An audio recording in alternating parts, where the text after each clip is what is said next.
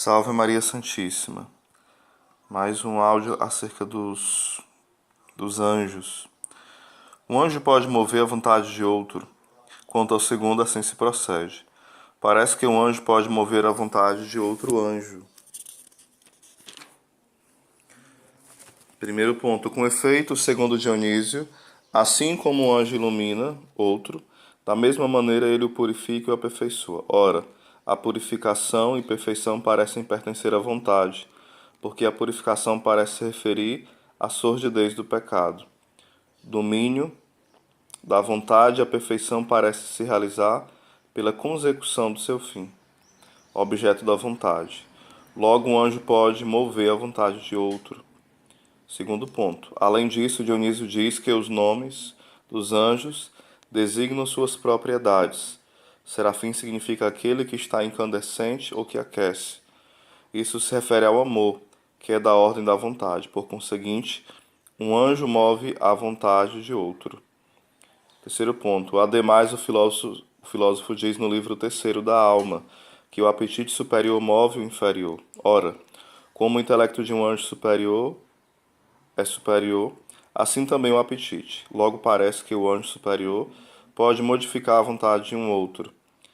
Em sentido contrário, só pode agir sobre uma vontade quem pode justificar, uma vez que a justiça é a retidão da vontade. Ora, somente Deus justifica. Logo, um anjo não pode agir sobre a vontade de um outro anjo. Respondo. Como se disse acima, age-se sobre a vontade de dois modos. Primeiro, por parte do objeto. Segundo, por parte da própria potência.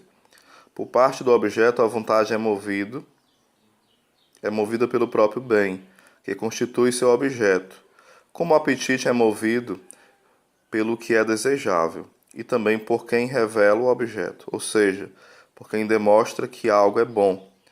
Mas, como acima foi dito, há outros bens que inclinam a vontade de alguma maneira, mas nada move de modo suficiente, a não ser o bem universal, Deus.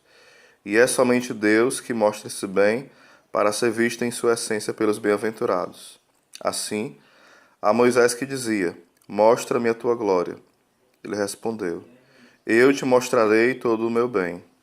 Portanto, o anjo não move suficientemente a vontade, nem como objeto, nem como revelador de objeto. Ele, porém, a inclina, seja enquanto é amável, seja lhe mostrando a relação entre alguns bens criados e a bondade de Deus.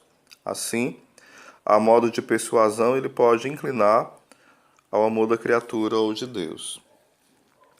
Por parte da própria potência, a vontade não pode ser movida a não ser por Deus.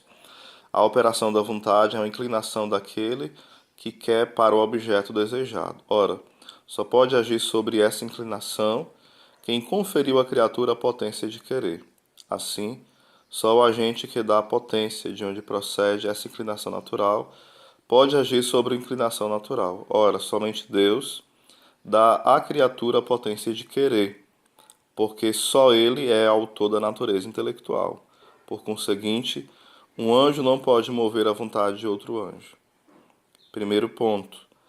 Portanto, deve-se dizer que a purificação e o aperfeiçoamento devem ser compreendidos segundo o modo da iluminação, dado que Deus ilumina, mudando o intelecto e a vontade, purifica ele as deficiências da inteligência e da vontade, e aperfeiçoa com essas duas faculdades, levando-as à consecução de seu fim. Consecução de seu fim, melhor dizendo. A iluminação do anjo se refere ao intelecto, como foi dito. Por isso, a purificação do anjo entende-se como de uma deficiência do intelecto que é a ignorância, e a perfeição é a consecução do fim do intelecto, que é o conhecimento da verdade. É o que declara Dionísio.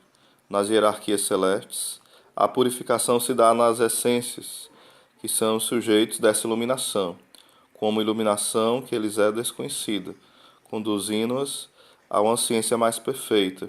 É como se disséssemos que a visão corporal é purificada quando se afastam as trevas, iluminada quando se acende a luz, e finalmente aperfeiçoada quando conduzida ao conhecimento dos objetos coloridos.